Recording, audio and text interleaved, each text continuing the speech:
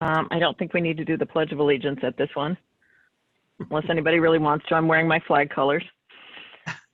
Due to the governor's statewide disaster declaration relating to the COVID-19 pandemic and current public health guidelines for social distancing, the Long Grove Village president here, Bill Jacob, has determined that it is not prudent for members of public bodies, including this joint review board, or staff to convene in person for today's meeting. Therefore, this joint review board meeting is by video conference. The same conditions require barring access to the public for in-person attendance. In light of those limitations, the public is invited to attend and listen to the meeting through Zoom, this Zoom platform, or by mail as indicated in the meeting agenda.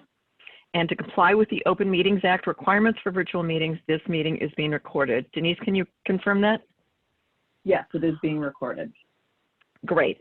Okay. Then I am going to take a roll call of the taxing district representatives who are entitled to be members of this joint review board. And please, if you will, state your name, the taxing district, and whether you can hear, and obviously we'll be able to know if you can be heard. The Village of Long Grove, that's me. The College of Lake County.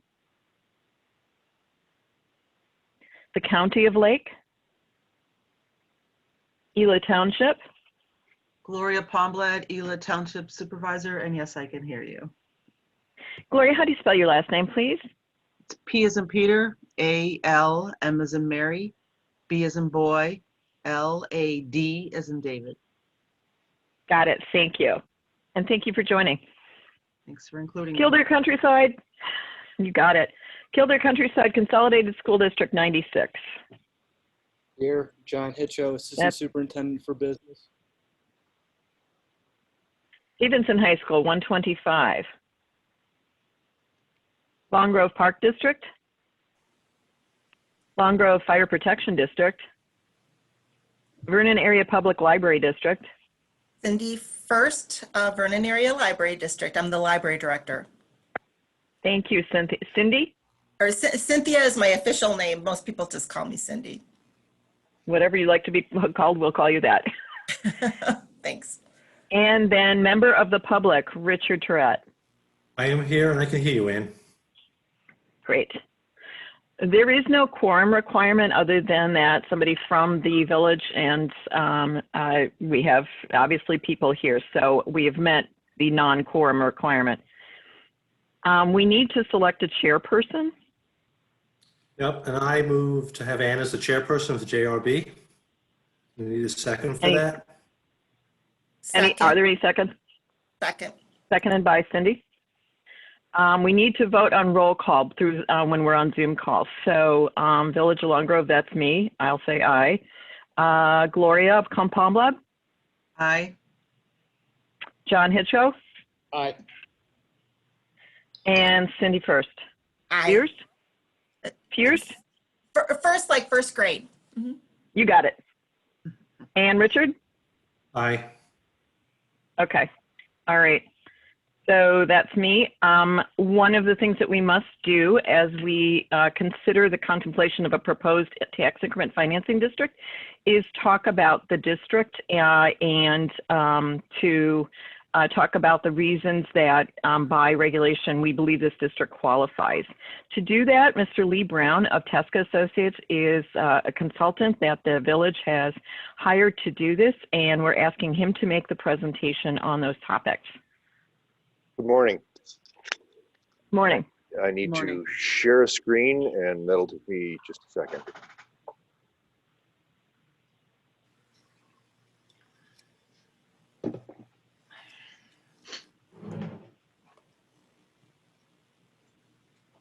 I can see that, Lee. Great. Okay, let's briefly go through some fundamentals.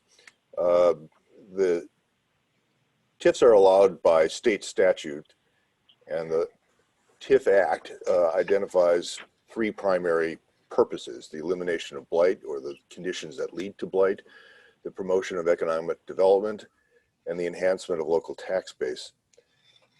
The basis for how TIF works is the establishment of a baseline condition of what existing equalized assessed value is at the start of the TIF district. So if you imagine this horizontal line being time and starting with the establishment of a tax district in the current year, and the vertical line being the value of property within the tax district. At the beginning of the tax district, a baseline of what the current EAV is established, and over the years, as increases in tax value of properties occurs through investment of private investors, the difference between the tax generated from property taxes compared to the base value of the EAV, that increase, or this triangle area over time, is accumulated by the tax increment district to pay for eligible project costs. At the end of the district, which can be no more than 23 years, all of the increase in EAV is available to all of the taxing jurisdictions to apply their levy rates. The project area that is being proposed is identified in the red boundary.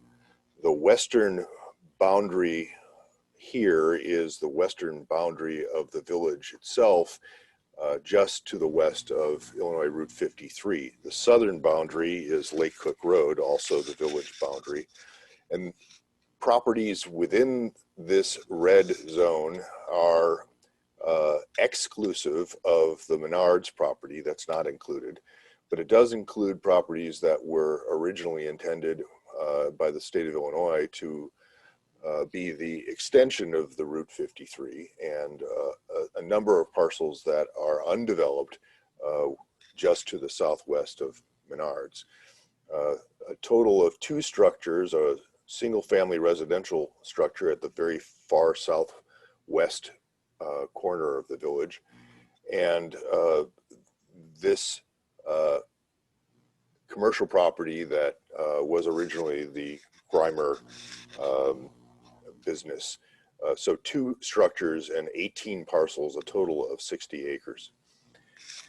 The JRB's responsibility is to identify 2 fundamental conditions: that the redevelopment plan does or does not meet the requirements as defined by the state statute, and that the redevelopment project area as proposed meets or does not meet the eligibility requirements as defined by the state statutes. The project area was surveyed and research done on the existing conditions. We have presented the evidence to the village that 50% or more of the buildings within the subject area exceed 35 years of age.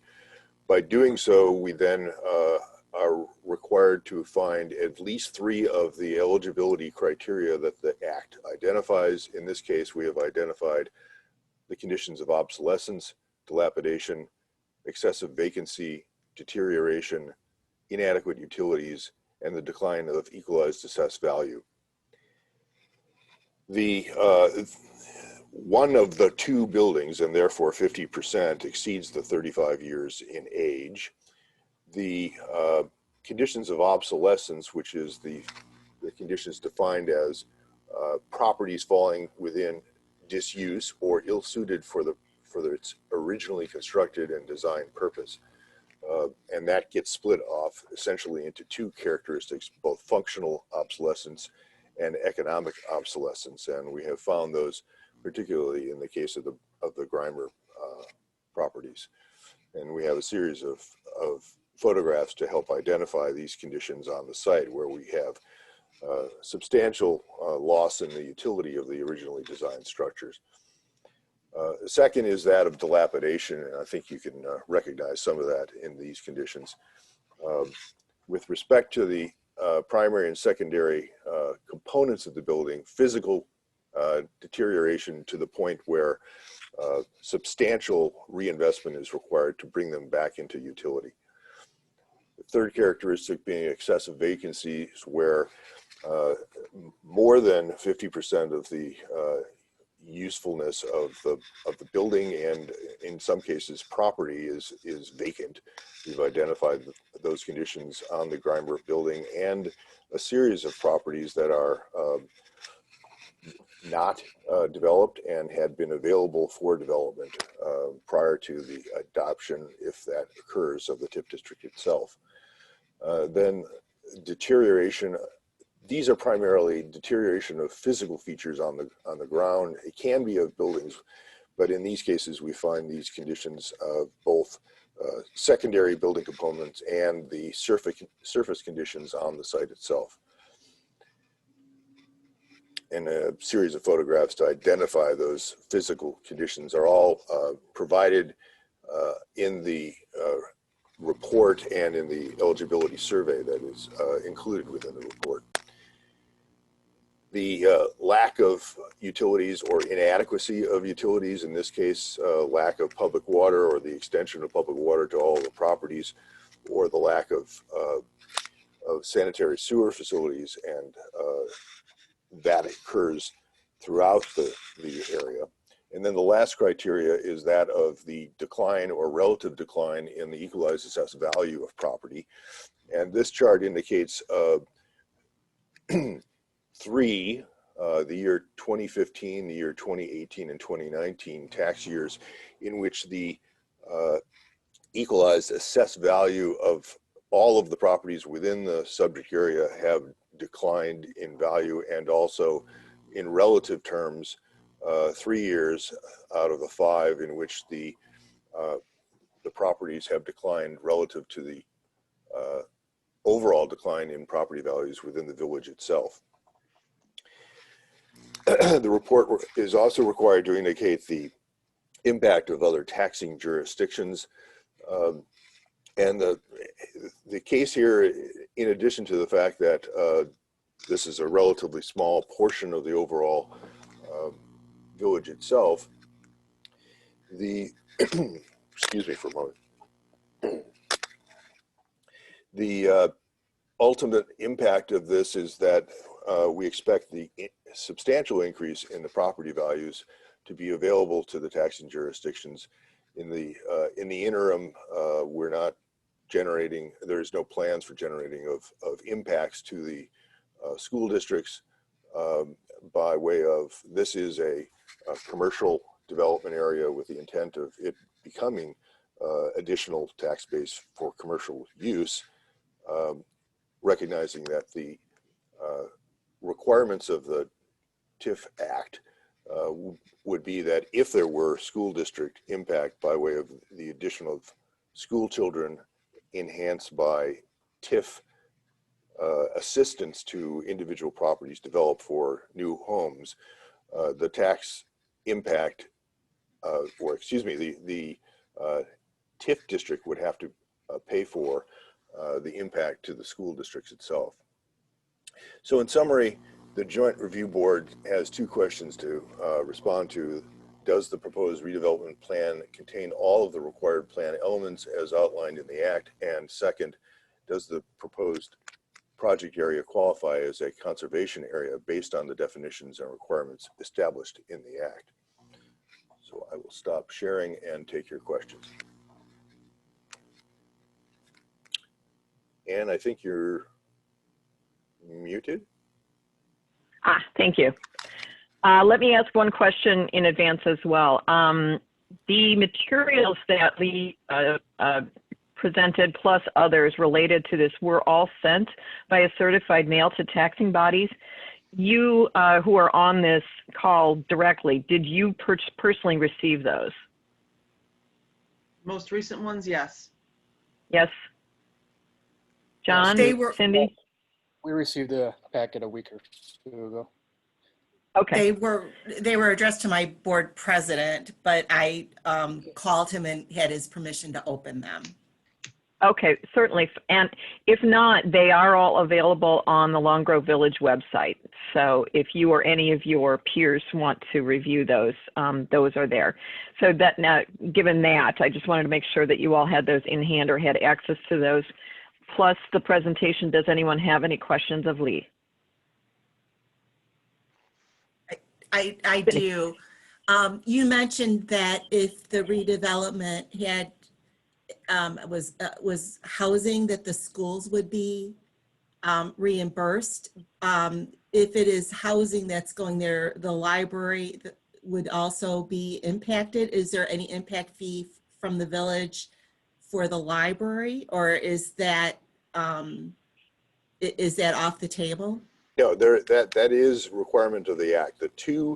Only two types of districts receive that potential compensation. The school districts, which is split individually by the high school and the elementary school district, are both identified in the act as being eligible. And then secondly, library districts, separate from the village. And the library is compensated not on the basis of generation of school children, which is how we do the school districts, but on the basis of total increases in population that are generated within that TIF district. So if there is housing, although that's not intended here, if there were to be housing that is essentially assisted through the tax increment district, the additional population would be relative to your current population served in the library district, and that would be compensated. And I believe that there's a cap on that up to 3% of the total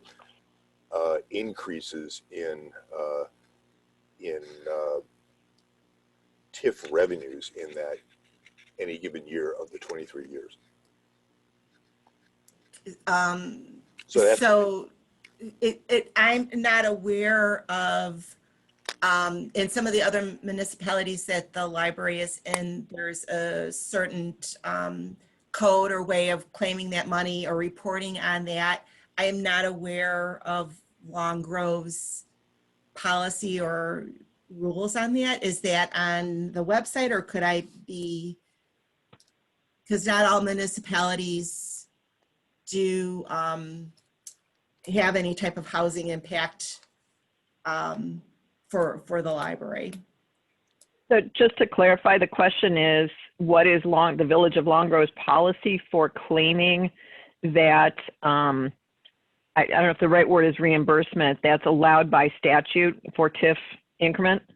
Right, because I don't believe Long Grove has any type of impact fee in generally for housing for the library, where like the Village of Buffalo Grove and Lincolnshire do. But I just was wondering, as far as impact, if there's housing there for the library, what that means during the life of the TIF. If I may, this is Vic Filippini. I'm the village attorney.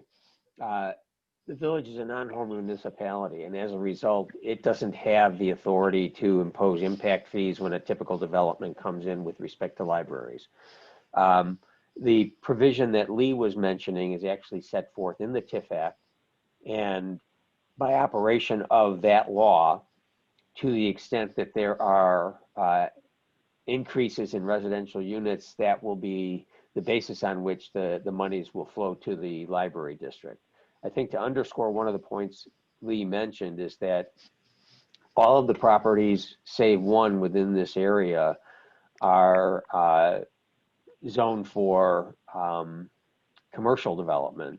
And so we don't really see that there's going to be any change in that. The one property that is not is a current single family residence, and as a result, it's only zoned for one home, and that's all you're going to be seeing on it. So I think that we're going to see stability on the residential side, but any material changes within the TIF district will be on the commercial side, which ultimately will inure to all the taxing bodies' benefits. Thanks, Vic. Yeah, I would note that at this point, what this joint review board is doing is as Lee said, it's reviewing and establishing the criteria, and does that meet the criteria as set forth in the TIF Act. There are no concrete programs or projects contemplated at this time. What this does is enable the opportunity to do that kind of development within the confines of the TIF Act. So there aren't any there is no strict plan. I call it an enablement. That's what we're doing at this point in time, because clearly, well, also clearly, I think that there is opportunity and need for improvement in these properties, but that's one person's view on the opportunity. Any other questions? Did that answer your question, Cindy? Yes. Okay. Any other questions? Can you From tell me my how long the Menards, when the Menards building was built? How, When the Menards property was developed? Yes. I don't know that offhand. okay, Vic or Bill, do you know offhand? I want to say it was in the 2007, 2008 range. It was right before the Great Recession that okay. it came online. Yeah, well, it's obvious the area around there needs to be developed. We've been trying to sell those outlets since Menards has been up, so it's been a while. So this hopefully will be the mechanism to do that. I agree. And we've had, Bill can probably speak to it, but I know members of the village governing body and staff had to have conversations with Menards about what would it take. I don't know if that's anything you'd want to share, Bill, but we've definitely reached out proactively to try to work with them.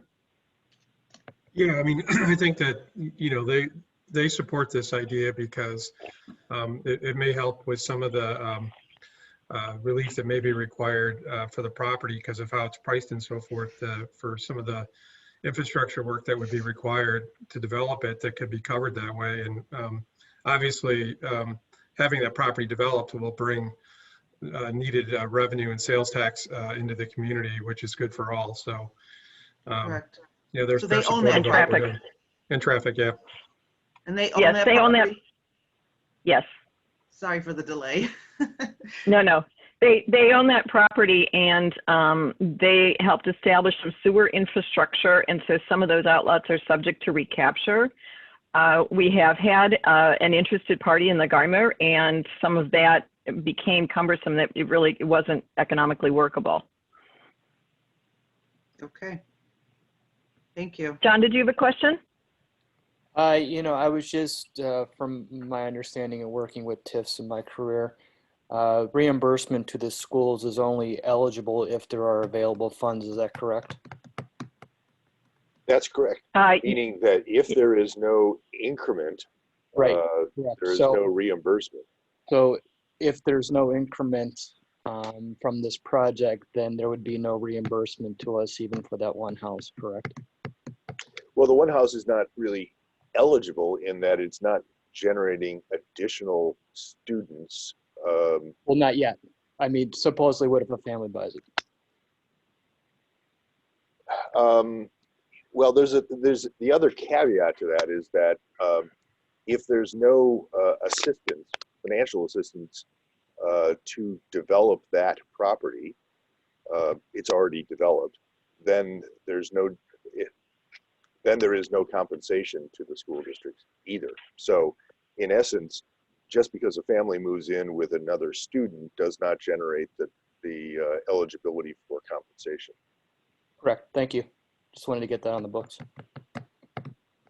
Okay. Any other further follow-up questions? Okay, there is a draft ordinance for adopting this plan, and Vic, can you say a few words about that? Yes, the ordinance, which was in the materials, while it needs to be updated with some of the more technical information about the notices and the like and the dates for the hearings, is a pretty vanilla ordinance. It sets out the basics for finding that the TIF is appropriate for adoption, and it will adopt the plan that is what Lee just has summarized. So that is the sum and substance of it. It's nothing with any particular notoriety other than it will serve to meet all the statutory requirements. But I'll be happy to address any questions about it. I actually have one more question. In your presentation, you mentioned that there will be a significant economic impact at the end of the TIF. Do you have any projections on that? We based a projection on the values of commercial properties along Route 12 in Deer Park and Killdeer, and projected those onto properties, and the values generated essentially about $14 million of incremental available dollars. We take a much more conservative approach, and so that the budget that's included in the redevelopment plan is about a $7 million potential budget. Now, there's a very significant caveat with that, which is that that creates an upper limit of available monies that could be used to compensate for eligible expenses, but it doesn't commit the village to a single dollar of expense. Because development is not currently being proposed, it's not essentially determinable about what the maximum equalized assessed value increases would be, but we use this comparison to commercial development within the township or within the area to say these are assessed values that could be incurred. So long story short, essentially we've included a budget that limits the village to not to exceed $7.5 million of expenses, but no expenses are required. The village would have to, on an ordinance by ordinance basis, approve any expense, and the total expenditure could not exceed those amounts without coming back to the JRB, coming back to the community for a modification of the plan itself. Sure. And one last question. How usual or unusual is it for a TIF development to be put into place without a development plan that's available to the public or out there in the community? I'm not sure I understand. What you mean is that it is not being proposed for a specific developer. Correct. Driven. It's actually quite common, particularly in areas where the decay has occurred to the extent that it is affecting the market for property. In fact, the Act really anticipates putting in place these plans and these TIF districts independent of whether or not there's a specific developer ready and willing. In fact, the requirement of the village board to establish by ordinance the statutory requirement is that without TIF, development will not occur. It's actually much easier for a community to adopt that language when there isn't a developer knocking at the door with something that they want to do. So the answer to the question is, I would say probably more than 50% of the time, the developer is not ready, willing, and able, and there is no proposed development on the table. Thank you.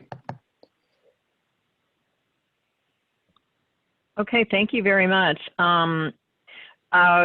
Because this is an open meeting, we need to offer the public the opportunity to comment. I think technically, Richard, you're on the Joint Review Board. You're the only other public person, or Bill Jacob. I'm not sure who qualifies, but if there are any other conversations, questions, discussions that you want to have? I don't, Ann. I'm good with everything that's been proposed so far. So.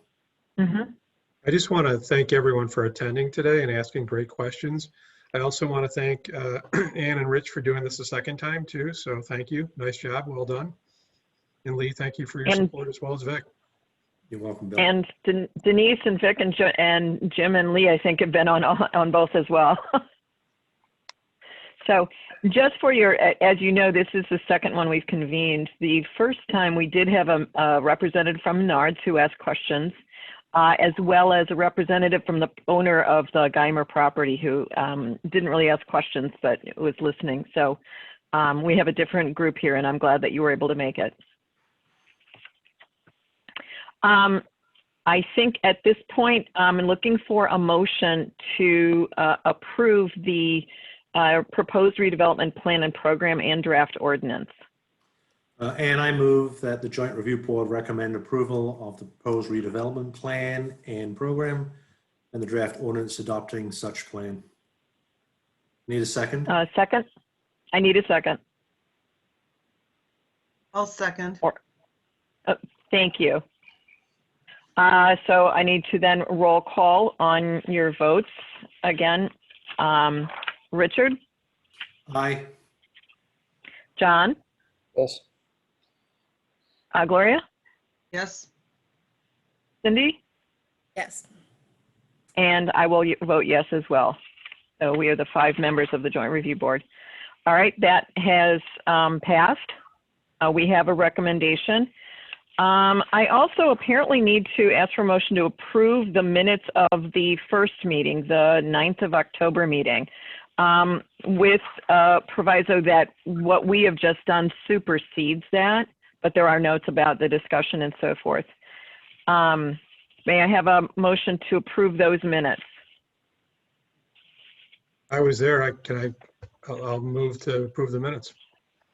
I will second that. I was there as well. Okay, I need to roll call this as well. It's our lovely Zoom call. Richard? Aye. John? I wasn't at the meeting, so I don't know if I can vote on meeting minutes that I wasn't in attendance to, so I'm just going to say no. I think you can say no or abstain. You have that choice as well. Abstain, it's the same thing. Abstain. Okay. Gloria? Jane. Cindy? Jane. And I will vote yes. Anything else that we should be covering here, Vic or Lee? Nothing more. We do have a need to roll call to adjourn. Okay. Then can I have a motion to adjourn? Sorry. Motion to adjourn. Thanks, Rich. I'll second that. Thanks, Cindy. So we need to vote on this also. Roll call. Cindy? Yes. Gloria? Yes. John? Yeah. Rich? Aye. And I vote aye. Thank you all very much for your time. Morning. Thank you. Thank you. Have a good Have a great Thank day and you. weekend. Enjoy the day. Thank you. Yes.